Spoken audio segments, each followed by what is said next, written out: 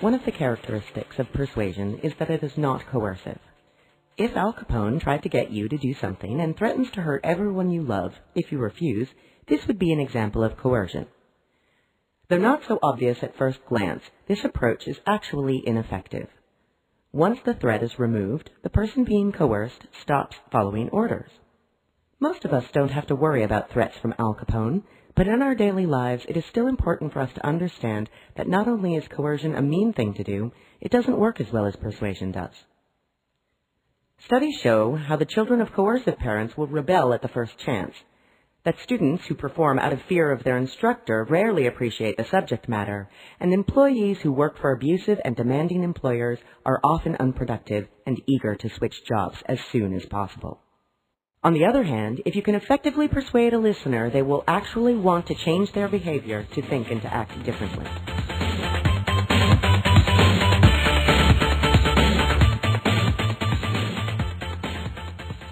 Imagine two people had just watched a film. One person says how much they hated the film, and immediately afterward the other person says how much they liked it. Then the first person changes their mind and decides that they liked it too. Does this seem realistic to you? It shouldn't seem realistic, because persuasion is usually incremental. Changes in attitude are part of a process and does not typically occur overnight. Rather, when it works, persuasion succeeds over time in increments. A good example of knowledge of the incremental nature of persuasion is in the application of the social judgment theory. Social judgment theory tells us that when members of an audience hear a persuasive appeal, they compare it to the opinions they already hold. This theory provides us with a framework for crafting persuasive messages over time by selecting messages that are close enough to the pre-existing opinions of the audience. We'll take a closer look at social judgment theory in Module 6.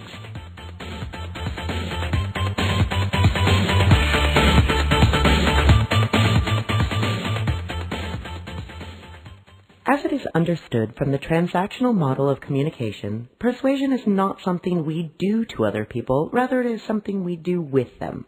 Arguments are not typically won by shutting down opponents, they are won by changing people's minds, and that can only happen if the opposing argument is given a fair and respectful listening, and only then be able to start showing how this argument may be flawed and communicating this fact. In any sort of communication, both the speaker and the audience are active participants, and persuasion is no exception.